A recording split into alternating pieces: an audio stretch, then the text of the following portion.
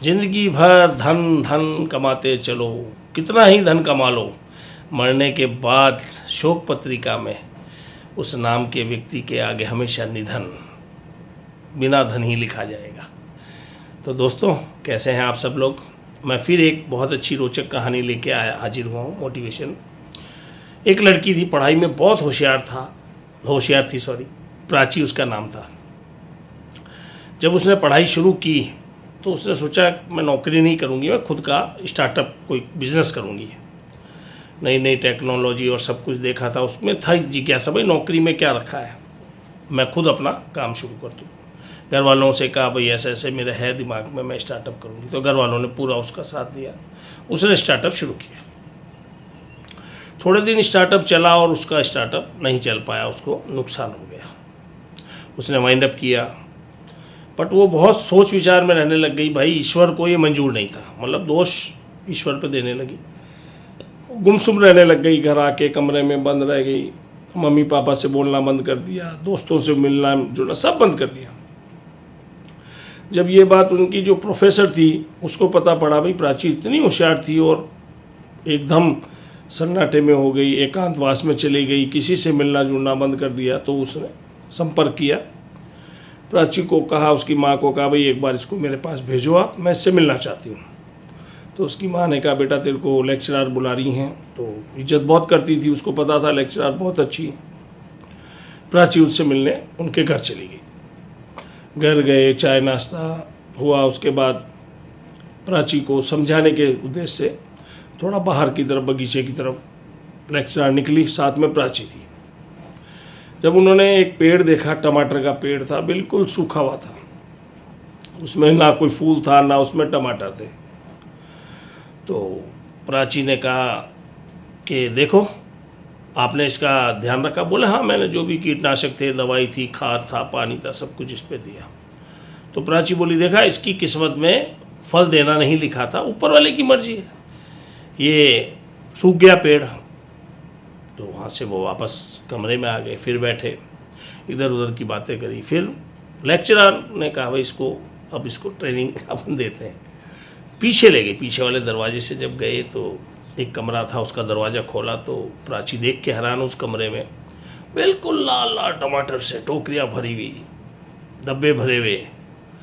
प्राची ने कहा, मैडम आपका पेड़ तो सूखा हुआ था, फिर ये इतने लाल और इतने बढ़िया टमाटर कहाँ से आए?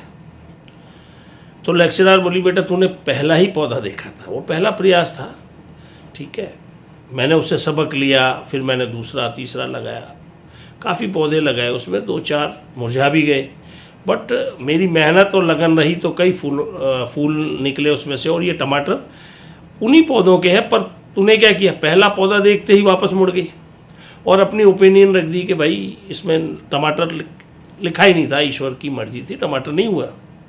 अगर थोड़ा सा आगे चलती तो काफ़ी सारे पौधे थे, उसी टमाटर के पौधों से तो टमाटर मैंने यहाँ निकाले। तो बेटा प्रयास करना चाहिए, मेहनत करनी चाहिए। ईश्वर को मतलब ये नहीं कहना चाहिए भाई किस्मत में नहीं लिखा था, ईश्वर ने करना होता तो मेरा स्टार्टअप फेल क्यों हुआ, उसने पास हो जाना था।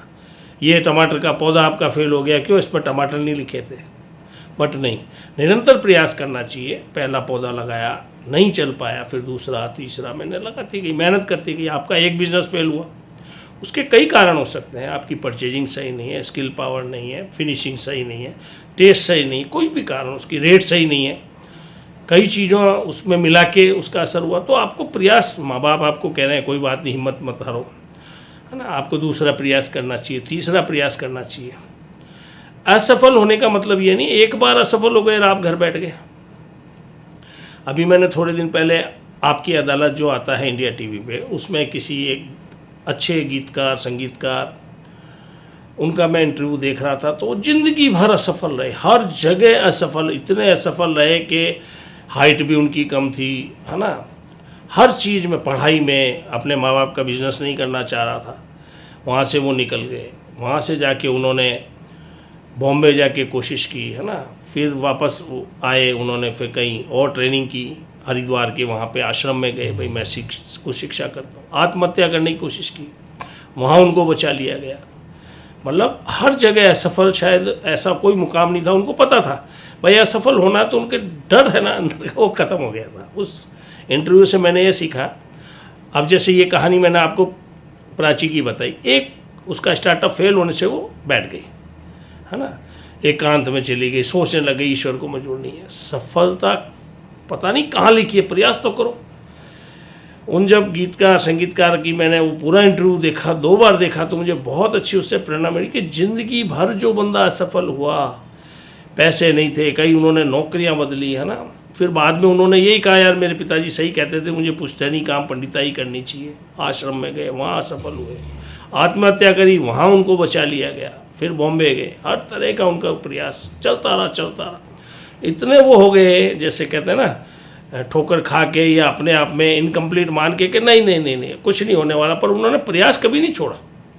अगर वो प्रयास छोड़ देते, है ना, तो वहाँ नहीं पहुँच पाते जहाँ आज वो है। आज वो ऐसी जगह पे हैं कि उनके नाम से ही उनके फ़ैन और उनके सब संगीतकार बहुत अच्छे वो गाना गाते हैं।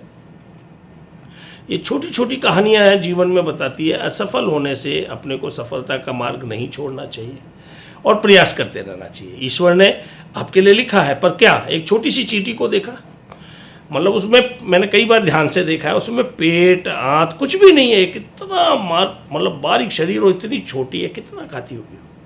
अपने शरीर से अपन 1/4 खाते हैं, तो वो भी 1/4 खाते हैं। उसकी स्पीड, उसकी लगन 1 बार 2 बार 3 बार पता नहीं 50 बार गिरी, पर नहीं सफल होती। स्पीड कितनी तेज़ होती है, इतनी तेज़ स्पीड।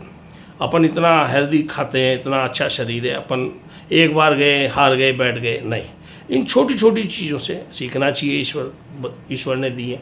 प्रयास करोगे सफलता मिलेगी। 8 घंटे जिस भी काम में आप कर रहे हैं, नौकरी कर रहे हैं, व्यवसाय कर रहे हैं, घर पे कोई स्टार्टअप कर रहे हैं, मेहनत करोगे, अपना पसीना जिस जगह गिरेगा ना आपका मेहनत का, वो जगह आपके लिए खड़ी होगी। ईश्वर आपका साथ जरूर देगा। हर असफल होने के बाद सफलता मिलती है, हर सफल आदमी के पीछे। अब ये कहावत है कि किसी स्त्री का हाथ होता है ना, स्त्री का और परिवार का, माँ बाप की शुभकामना तो 101% होती है, बट उसका सबसे ज़्यादा खुद का दृढ़ निश्चय, संकल्प, कॉन्फिडेंस, ये उसमें अगर है, पढ़ाई के अंदर है, किसी भी फील्ड में वो सैनिक है ना, पटवारी है, किसी भी जगह अगर वो है, व्यवसाय कर रहा है, नौकरी कर रहा है, मेहनत बहुत, हर काम मेहनत मांगता है और तराश। जीवन में ठोकरें खा के बंदा कहते हैं ना, ठोकर खा के ठाकर बनते हैं। तो सीखने का प्रयास करना चाहिए। और जो बंदा खुद प्रैक्टिकल नॉलेज रखता है, पढ़ाई की, शिक्षा की कम वैल्यू है बिजनेस में। पढ़ाई से एक डिग्री ली जा सकती है, महारत कभी हासिल की जाती है जब खुद बंदा फील्ड में उतरे, तैरना सीखे, फिर उसको नदी नाला समुद्र से डर नहीं लगता। ईश्वर जरूर प्लानिंग आपके लिए करके रखा है, हर जगह हर बंदे के लिए उसने, जैसे है ना तो चींटी की कोई फैक्ट्री है, ना हाथी की कोई फैक्ट्री है।